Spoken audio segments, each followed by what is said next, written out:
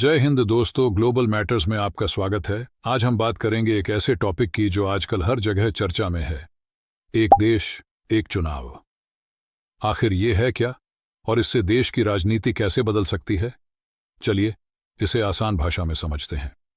तो क्या है वन नेशन वन इलेक्शन? ये आइडिया सबसे पहले 1952 में लागू हुआ था, जहां पूरे देश में लोकसभा और विधानसभा चुनाव एक साथ होते थे। ये सिस्टम 1967 तक चला, लेकिन बाद में राज्यों की राजनीति अलग अलग चलने लगी तो ये रुक गया। अब मोदी सरकार इसे फिर से लाना चाहती है। अब इस पर सरकार का क्या प्लान है? सरकार चाहती है कि एक बार में लोकसभा और सभी राज्यों के विधानसभा चुनाव साथ हो जाएं। इससे बार बार चुनाव कराने की दिक्कतें, टाइम और पैसा बचेगा। हाल ही में कोविंद कमेटी ने इसकी रिपोर्ट सरकार को दी है और कैबिनेट ने इसे मंजूरी भी दे दी है। अगर यह लागू हो जाता है तो इसके क्या क्या फायदे होंगे? सबसे पहले तो पैसे की बचत होगी। बार बार चुनाव कराना महंगा होता है। जैसे कि 2019 में लोकसभा चुनाव और कुछ महीनों बाद राज्यों के चुनाव में बहुत सारा पैसा खर्च हुआ। एक साथ चुनाव से यह खर्च आधा हो सकता है। और दूसरा है गवर्नेंस पर फोकस। बार बार चुनाव के चक्कर में सरकार कई बार अपने काम पर ध्यान नहीं दे पाती।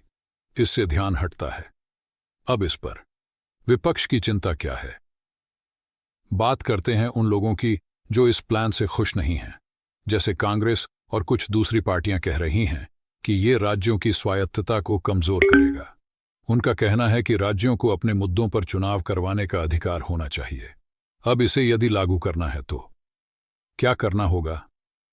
इसके लिए संविधान में बदलाव करने होंगे, जैसे संविधान के आर्टिकल 83 और 85 में। साथ ही राज्यों की विधानसभाओं को भी भंग करना होगा या उनका समय बदलना पड़ेगा। यानी ये कोई आसान काम नहीं है। इस पर चुनाव आयोग क्या कहता है? चुनाव आयोग पहले ही कह चुका है कि वो एक साथ चुनाव करवा सकता है, लेकिन इसके लिए भारी तैयारी की जरूरत होगी। बहुत सारे बूथ, ईवीएम और वीवीपैट चाहिए होंगी। तो क्या ये बदलाव सही रहेगा? क्या इससे हमारी राजनीति बेहतर होगी या दिक्कतें और भी बढ़ेंगी? कमेंट में अपनी राय जरूर बताएं।